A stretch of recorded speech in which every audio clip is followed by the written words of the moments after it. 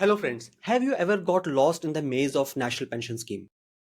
Ki, I am nearing the retirement. I am maybe in my mid 50s or the late 50s and I am worried about my retirement or I want to retire early. So what all annuity options do I have with me to take benefit of when I retire on the NPS?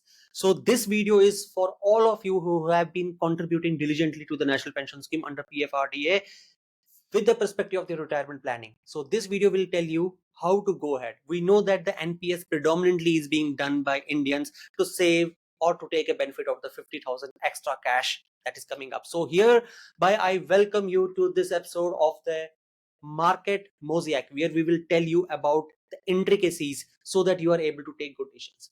Now we know that when we are going to retire, we do not have an official pension as compared to those who are already into the services of the government of India. So therefore, what we can do, we go for a national pension scheme.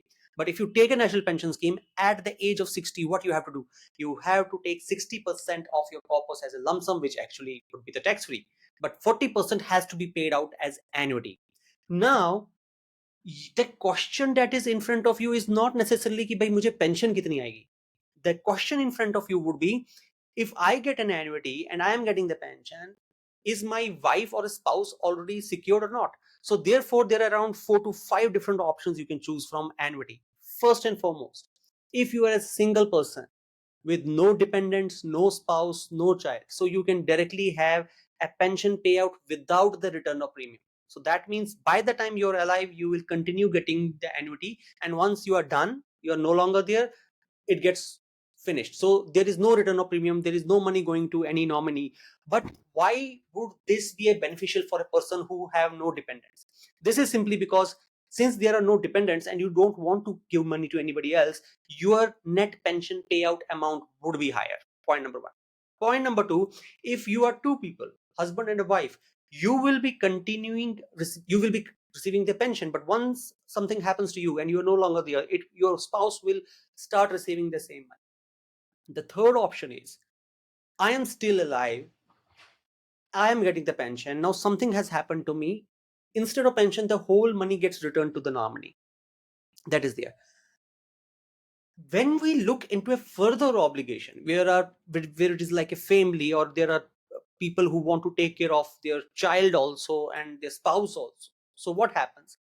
Both the spouses, annuitant 1 and annuitant 2, in serial order, will keep on receiving the annuity. But once the second annuitant, that means something happens to the spouse, then the money goes to the child or the third nominee that you had kept. But in all these scheme of things, there is one benefit which maybe all other policies might not be providing, because you can choose from any of those 17 or 18 life insurance companies, to which you have to take this corpus of 40% withdrawn from NPS to the life insurance company so that they are able to give you annuity.